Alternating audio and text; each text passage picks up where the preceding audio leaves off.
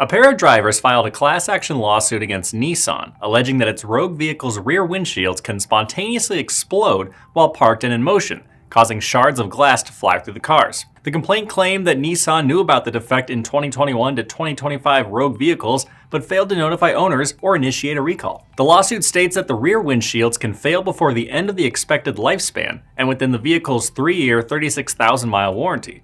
However, multiple drivers said Nissan refuses to cover the repairs, claiming the damage results from ordinary wear and tear. One of the two plaintiffs, Nicole Delucia-Roitman, reported that the rear windshield on her vehicle shattered while she was driving and crashed into the trunk. The other, Darren Chang, said he heard a loud sound after closing the front driver's side door and later discovered that the windshield had shattered and fell into the trunk.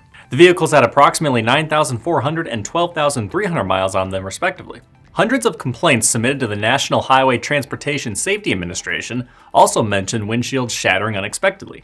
Reported issues included small holes with the middle caved in, glass stuck in the latch that prevents it from opening, replacement windshields breaking, and the sound of the glass shattering resembling a gunshot. The lawsuit alleged that Nissan used thin tempered soda lime glass, a lighter weight glass that can reduce a vehicle's overall weight and aid fuel efficiency, but can contain microscopic nickel sulfide inclusions. During the tempering process, these inclusions will remain in a high temperature form before slowly returning to their low temperature state, which can take years. Over time, the inclusions expand and disrupt the balance of the compressive stress and tensile strength glass components, eventually causing it to shatter. The complaint accused Nissan of failing to account for the foreseeable stress in its manufacturing process. It noted that the total value of the claims exceed $5 million and demands a trial by jury. I'm Nolan Beilstein, this is Manufacturing Now.